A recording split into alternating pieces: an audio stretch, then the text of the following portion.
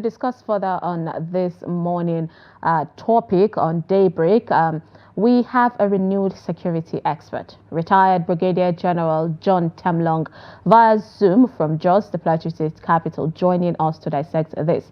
Now, General John Temlong, while in the military, was the commander in charge of Multinational Joint Task Force. Baga is also an avid writer and researcher on security matters and conflict resolutions. Good morning, retired General. How are you? I'm fine, thank you. It's good to have you here with us. So let's talk about your assessment of the insecurity happening in the country and the current video that was making round on social media of the terrorist Banditry. What is your take on that? Well, thank you very much for that question. I think the security situation as at now is quite fluid, especially in the northwest region of this country, where you have a lot of activities by the bandits. They have resorted to a lot of media and information war to make sure that they set the narrative and demoralize Nigerians and the troops. You find out that they have been more on the offensive in the media, where you have Turji coming up to accuse a sitting minister. Is also talking about his operations freely, what he does. He shows off a lot of these things. So it's quite unfortunate at that time, as at now. But these are sometimes there are temporary setbacks here and there in operations of this nature because they are asymmetric. And so it's quite different from a normal conventional war, where there's symmetry. Again, there are a lot of connivance that you might say insiders who are benefiting from this crisis, the crisis entrepreneurs. And you can know it's also a gemmed war, fighting for the gold and resources around Zamfara, fighting for land too. And then they had a high-profile target, the Emir of Gobir, whom they really executed recently or he killed. And then that's quite demoralizing on the people, because once you kill their chief or their emir, it's like you have won the whole area. But I've seen the resilience of the Gobirawa, who have come out in full, even saying that they will go into the bush, even with bare hands, to attack them. And that is the spirit we need to deal with these people. Because what you have is a situation where they are trying to intimidate and control the population by fear. And so that's why they are terrorizing them. To that extent, once you have the national will and the people behind the armed forces and the security agencies, and they are ready to cooperate and work together, then you get the desired results. And that's why you find out that the strategy now is an all of society approach. That means it's just not left to the armed forces and security agencies, but the whole society is supposed to be involved. Unfortunately, we have a lot of people in the society too, especially some politicians who want to weaponize the situation for their own good, which is quite very unfortunate.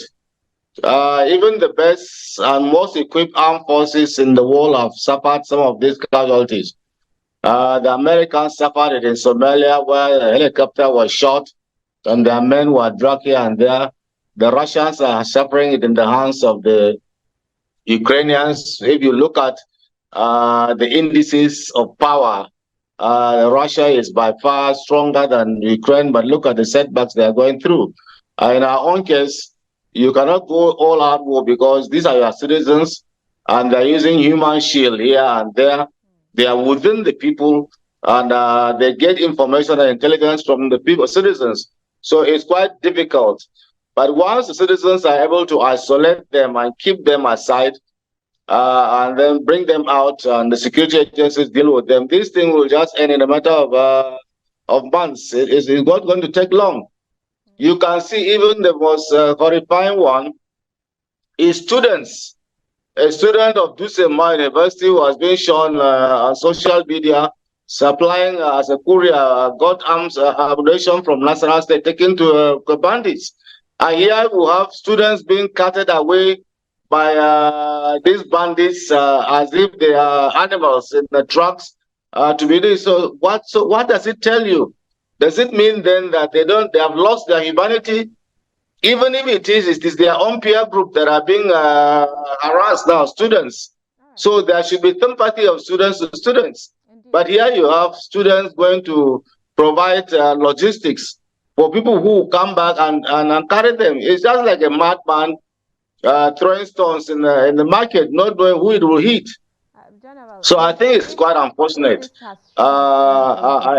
It's rather unfortunate, and people who are quite happy. It has taken us for the longest time for the government to say, okay, now we're working. It seems we have to go there. So let's talk about your take and thoughts on the federal government's decision, where the Minister of State for Defense, Matawalle, said they are going out there to be at the forefront of this by even going to their own camp at Sokoto State.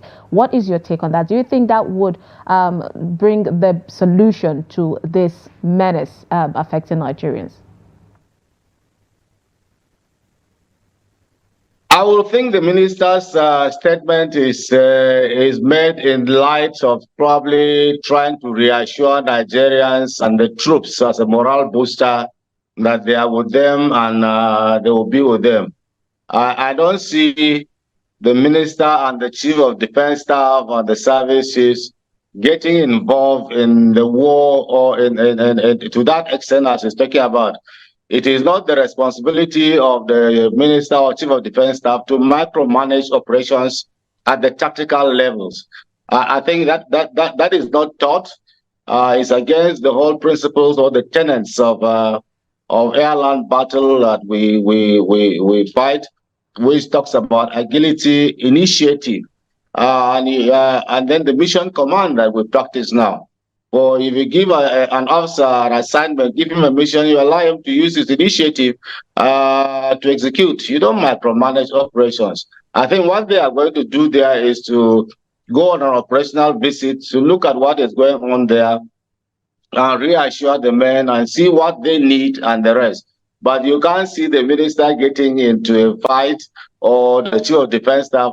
What staff are they going to use? They are going to take over the headquarters of 8th Division, and where will the divisional commander go to? Where will the brigade commanders go to? And where will the battalion commanders go to? So I think it's just a statement, a political statement that he needs to do. But I think beyond that, the minister should also know that the chief of defense staff is the principal advisor to the president and the minister of military affairs. And we had advocated in the defense reforms that we did, and I was a member of it, is that you need an integrated headquarters, Minister of Defense, and that's what is obtainable everywhere in the world. Now, the Minister of Defense with the Chief of Defense Staff, who is the head of the military arm of the Ministry of Defense, should have sat down in the operations room where the Chief of Defense Staff will brief him, and they have briefing and they make out a plan on what to do. And that's what, when he speaks, he should speak as somebody who is a military man with a military background. You see, the leadership of the Ministry of Defense is quite different from other ministries. And so for a Minister of Defense, when he speaks, he should speak with knowledge of operational experience and the rest. So this should have been carved out for him by the military staff of the Ministry of Defense. Now he will make a statement in a way that he should have been reinforcing what their operational requirements will be, and probably him taking an unscheduled visit to that area and with some pressmen here and there, encouraging troops and talking, but not saying that they are going to take over. If you micromanage, then what will happen? And supposing Boko Haram ignites, then the CDS himself will be jumping from Sokoto to Maiduguri, Maiduguri to Port Harcourt, Port Harcourt to Jos, and the rest. Is that what it's going to be? No. The services headquarters, the defense headquarters and service headquarters are meant to be headquarters that administrative providing all those things, and then the operational directives to the component or to the combatant commanders who are the GOCs, the brigade commanders and the battalion commanders who do the fighting. It's not the CDS or the Minister of Defense that do the fighting. Ministers, General, talking about the rules of this, Nigerians, based on what you just said, which you say it was a political statement, to Nigerians just to calm Nigerians down. But then talking about the ministers, Nigerians have been complaining about the fact that they do not have the military background. I mean, if at the stage where we are now in Nigeria, we don't want someone that has to get a briefing or has to get a knowledge or re-acknowledge with, security matters. But we have Minister for Defense, which is Mohammed Badr Abubakar. We have Minister for Defense, for State for Defense, which is, of course, Bello, Mohammed Matawalle. But with all of them being, taking charge from the northern part of Nigeria, and still the northwest is still facing this massive insecurity, do you think that they are active enough? Well, you see, the President Commander-in-Chief of the Armed Forces has the prerogative of appointing whoever he wishes as the Minister of Defense or whichever ministry. Now, even if you put me there as the Minister of Defense, now I cannot work independently. The Armed Forces doesn't work there like that. Even with my military background, I have to work in conjunction with the Chief of Defense Staff and the service chiefs, because they will be my advisors, and then we'll work together as a team. The Armed Forces works as a team. It doesn't work as in silos. So I think what it needs to do is that for them to have more interaction with the various components and work on intelligence and analysis. You see, the ultimate responsibility should rest with the civilian authority. They should be the ones to be giving the orders, so that they take responsibility for whatever it is in terms of casualties of civilians, the military, and all whatnot. They must take responsibility because they are the ones who have sent our men in harm's way. And so they must provide to the logistics for them. So it shouldn't be, it's not the military. The military is it's a component of national power, and it's a creation of the Constitution. And so it is subordinated to the civil authority. So it is that civil authority that should take responsibility. But working with the specialization and the knowledge and training and experience with members of the armed forces together, they should be able to harness other elements of national power and use them to achieve national objectives. But I think the president has his reasons why he appointed those people as ministers, and he is the one. In the end, the buck stops on his table. Whether he's satisfied with their performance, that's what he is. But what will the Nigerians saying? Are Nigerians satisfied? I think ultimately he should listen to the pulse of Nigerians and be able to know what is this thing. And I think that is the way it should be. They should be done. He shouldn't be stampeded, but I think he must listen to Nigerians, and he must actually assess and see what is going on. Are we actually getting results from what we are doing? If we are not getting, the maximum in the military is that you don't reinforce failure because you are cutting disaster. So I think it will be a good thing that the president himself reassesses the situation and see and know what he can do. Whether he needs to change his cabinet, reshuffle here and there, it's left for him, because he is the president, commander-in-chief, and that's his responsibility. It rests squarely on his table. The buck stops on his table.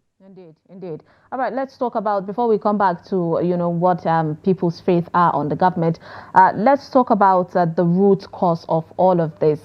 General, you've been at the forefront of, security matters, checking, and I'm pretty sure you know where this whole thing started and how it has escalated to this point. So for us to find solution, we have to know where the actual problem is. Is what is happening in some socio-economic, crisis, or is there political, play at hand for it to have this insecurity for the longest time in Nigeria? I think we must call a spade by its name. The whole thing it's especially if you look at what's happening in the north compared to what is happening in the southwest. It's purely a governance issue. It's bad governance or poor absence of governance in some cases.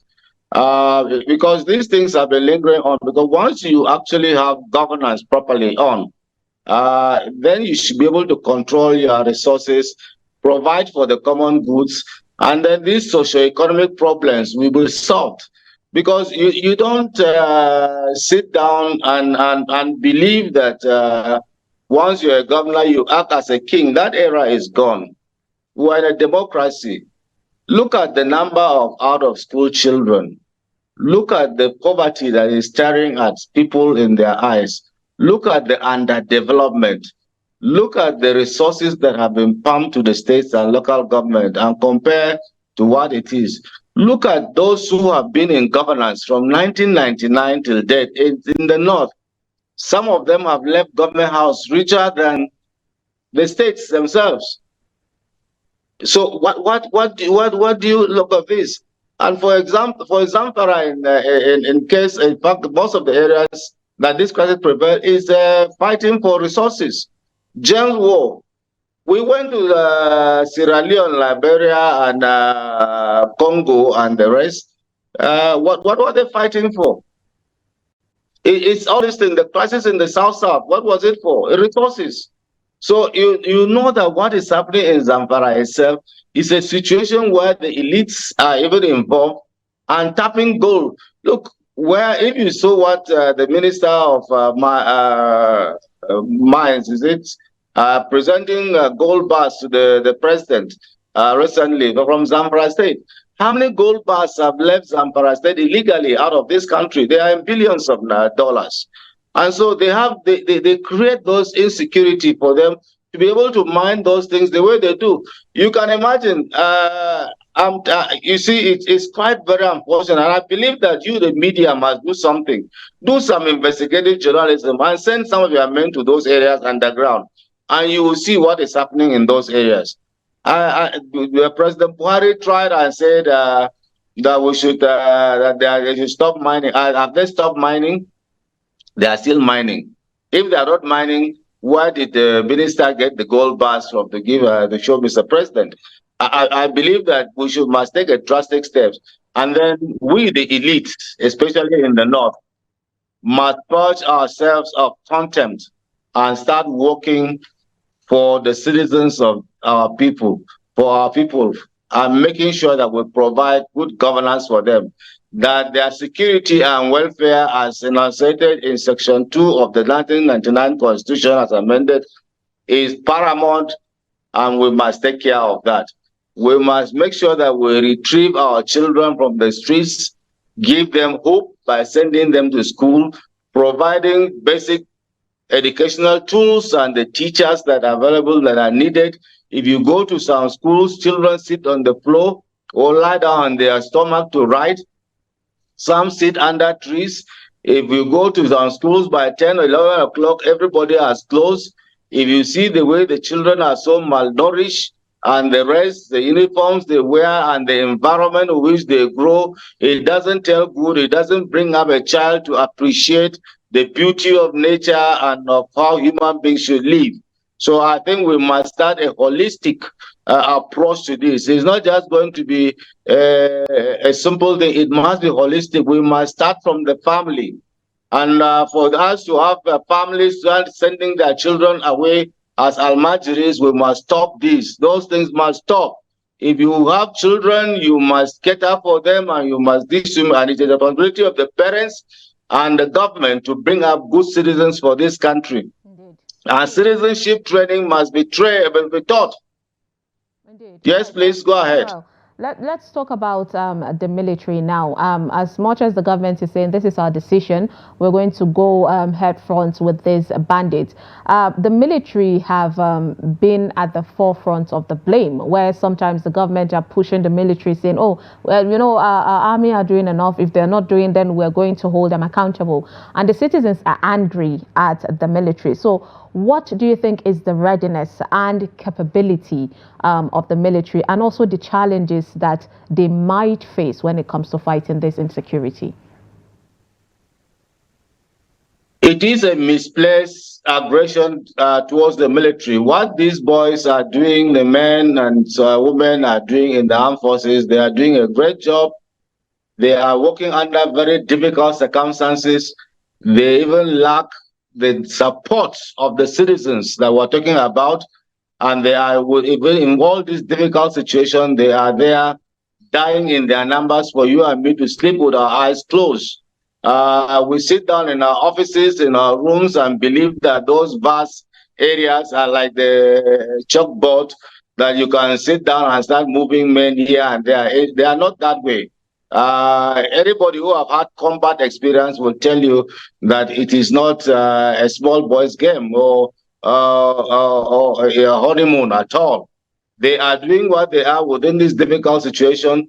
The citizens and then even those who are supposed to be supporting them are working against them, giving intelligence and information about them. These ambushes that you see going on about the military, who gives the information? Not really If one soldier is showering the army with praises, because these people, a majority of them, especially in the rural parts of the country, do not feel the impact of the military. A lot of them have complained about lack of even military stations or any security agency station in their localities. Well, it is very impossible for you to cover everywhere and have military men stationed there. It's impossible. And that's why the architecture makes it that you have police, civil defense, and all other elements of national power. Now, people, yeah, rightly everybody wants the military because it is the credible element of national power that we have now. And I'll tell you, it's like that. Because even if there are crises now, yeah, in the cities, we've had it, they'll flock into your barracks, whether you like it or not. They'll all come because they feel secure and safe there. They don't care whether it's any this thing, who is going command or who are there. They see soldiers and have a sense of security because they believe they are credible and they are doing what they're supposed to be doing. But it's not possible. So what do you do, and what the military, what the army has started doing is to provide some mobile platforms. You just saw some helicopters being provided. This gives them the ability to be able to respond in various areas with the flexibility to move with speed from point A to point B. But for them to do that again, you need intelligence. You need people to talk. You need people to give them information about the movement of these people, where they are, where are they moving from, where are they staying. You know, it is that they don't just go blind carpeting, bombing, and they be bombing your own civilians, your own citizens. So it's not what you want. What you want is that even in that marketplace, you should be able to just pick those bad guys and leave the good people safe in that environment. And that's what the military is facing now. So I believe that what you need to do and what the government is doing too is trying to put more boots on ground, which they are. But as you do that, you need others to the police to put more boots on ground, the DSS to have more boots on ground, the civil defense to have more boots on ground. And then the citizens themselves should be able to be trained and build their capacity to be able to cooperate and work with the security agencies at all levels and provide the basic and needed intelligence and guidance and bringing out and fishing out bad men within them. If they don't and then they harbor them, it's going to be very difficult. You will not be able to do anything much. All right, General, talking about one of the major issues the military are facing now. I want to bring back what you said, which also was said by the DG, Director General of the World Trade Organization, Ngozi Okonjo-Iweala, where she pointed out that Nigerians are politicizing insecurity at this point. With what is going on, and then the military now having to wait for civilian to tell them or to make directions and take accountability for whatever goes wrong in these operations. How do we use this to our strength and combat this insecurity? Well, they are not just politicizing it, they are even weaponizing it, using it as a weapon of mass destruction against the ruling party, whoever it is, whatever it is, and demoralizing the members of the armed forces. I think it's quite unfortunate. I see people who aspire to be leaders of this country to be able to know that we are out dealing with a very complex security situation. It's not a matter of whoever it is. For the armed forces, whoever comes in as president is the commander-in-chief. Tomorrow, if you just bring a lame person, you have Americans have had a lame person as a president. If you put a lame person today as a president, he's the commander-in-chief. And they will push him to inspect parade for them. Yes, their loyalty will go as his commander-in-chief. So, I mean, if you aspire to be the leader of this country, you must have it at the background, too, that the military is a national element of power, that you are going to command and be in charge whenever you get there. And so whatever you speak and whatever you do and action that relates to all these things should be something that should give assurance to them that if this person comes in as the commander-in-chief, he's going to give leadership. But if you don't do that, then it's serious. Even if it's a political party, and if that party comes, they don't have any party. The country is their party. So whoever comes in power, whether it's NPP or LDP or LP or NNPP or PDP or APC, so be it, because that's the distance. So I think what the military is doing, they need to actually engage in strategic communication at a level, and what you are doing too is quite helpful, because what you are now talking and what we are talking to the people is quite helpful. So we should have more of this sort of engagement to enlighten citizens and know these are the still difficult situations that the military is working under, and that will help in building national will to be able to galvanize them to look. If I die, I know I'm dying for a grateful country, that my children, my family, my relations will be taken care of by that grateful country. But if I die and then nobody appreciates what I'm doing, I'm putting myself in harm's way, I'm dying for a country that is not grateful, it's quite unfortunate. It doesn't speak well at all of even the citizens. And these men are from us, they are from our society. So what do you expect? They are not coming from Korea or India or China. They are Nigerians coming from a very locality. They are for protest, saying they're not only coming on their own behalf, but also even for our security agencies, security men out there, because we know that these people get, killed on a daily basis when it comes to securing the country. So yes, appreciation to men, putting themselves in harm's way, even though there is a bit of, this gap about the politicizing and holding, making it difficult for the military to really do their job. But earlier you spoke about community engagement and how they can possibly join hands. In all of this, it has shown that Nigerians are truly angry. These communities are already taking the bull by the horn to, do due diligence and make sure they secure their people. So how can they work in synergy with security experts in order to safeguard themselves and their properties? And that is why good governance comes in. That's why the roles of the state governors and the local government chairman come in, because they need to engage people like us. Because there are so many of us who are retired, the DSS, the police force, the civil defense, the armed forces, and the rest. And we live within communities. For them to create a structured way of building capacity of the community in in community awareness and reporting system, building a line of communication in conjunction with those who are serving now, to be able to help them with a flawless stream of communication and intelligence about what is happening and the rest, and helping them because we know the ground more than even them, and we know what is going on. So those are some of the things that should be able to create the community engagement that we're talking about that will become seamless. It's not rocket science, and it's not even new. If you read the history of the Second World War and the World Wars as a part, once the Germans overran France, there was a force inside there, the French Free Force Army. The French organized themselves inside there, and they were sabotaging the Germans and giving intelligence to the Allies in London when they were planning Operation Overload and all whatnot. And they helped. At time, once the Normandy landing started, they too started, even from within. So, I mean, these are things that if we actually do, the good people are more than these bad people. And if the good people decide to take back this country, and that's what I've been shouting at, that we must take back our country. But for us to take back our country, leadership has to show us the way. Because we have governors, we have local government chairmen, and there are those of us, whether we like it or not, we are leaders by our own right. And so we have to be engaged constructively. There are limits to what we can do. Yes, I can talk it like this for everybody to hear. I can talk to my small local community and engage them, and it's working very well in my community.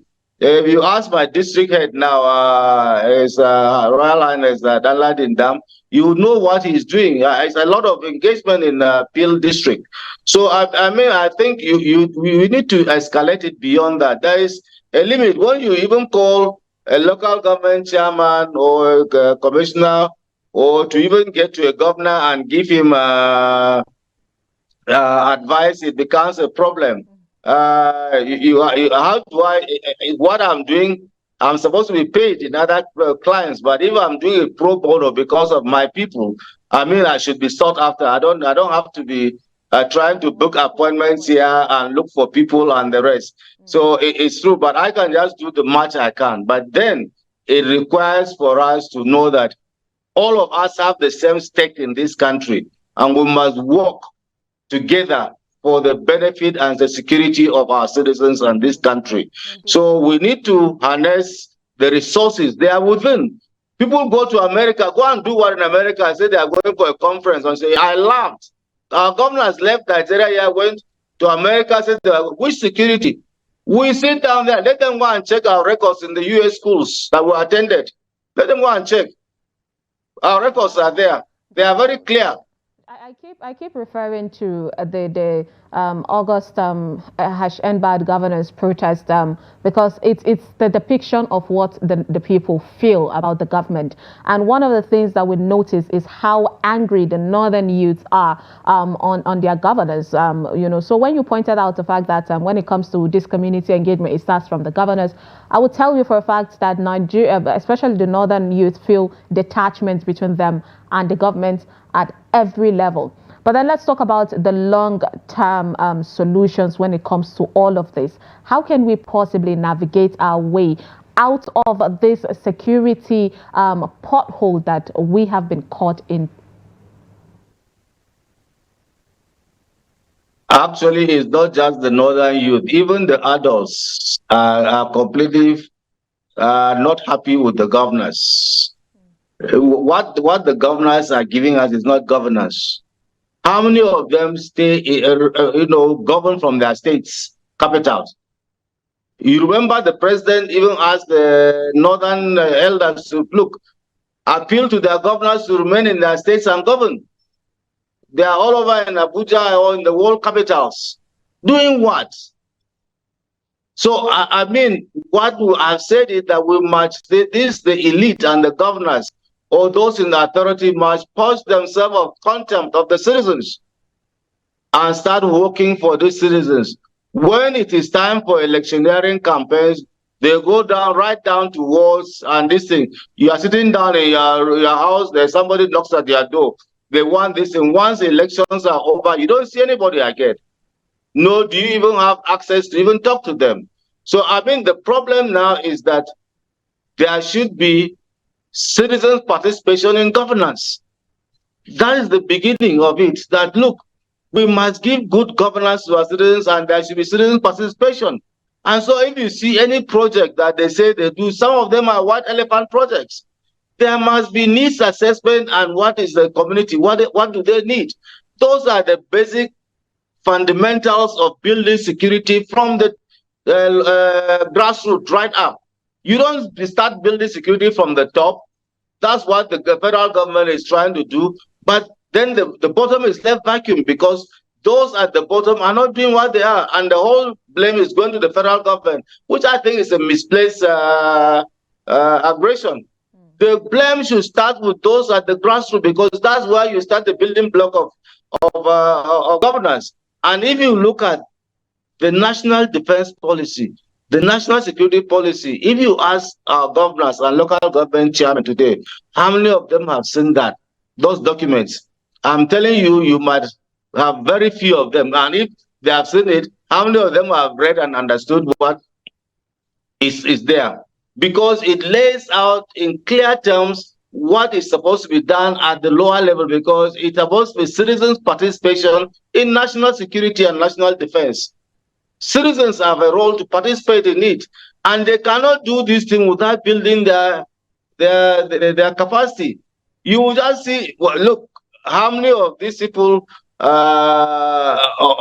know even who is at the national, at the local government level, who is at the state level. What are those things? How do you even communicate? And I think the Nigerian Communication Commission and the Ministry of Communication should come up with a simpler number. Look, 999 looks like international emergency code. Why can't we use 999? Which is quite simple. That you dial 999 everywhere in this country, you are on to an operations room and the rest, so that you can get immediate help and the rest. So we don't have to start reinventing the wheel. The wheel has been invented already. Let's use them. There are international codes, even in shipping, in the aircraft. When you say Mayday, everywhere in the whole world, they know you have an emergency, you have declared emergency. Why do we have to have our own emergency codes here?